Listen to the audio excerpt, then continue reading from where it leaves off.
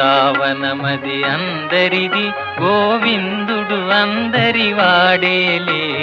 బృందావనమది అందరిది గోవిందుడు అందరి వాడేలే.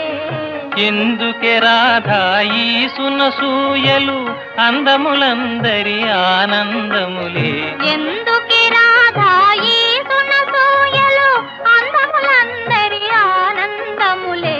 బృందావనమది అందరిది గోవిందుడు అందరి వాడేలే.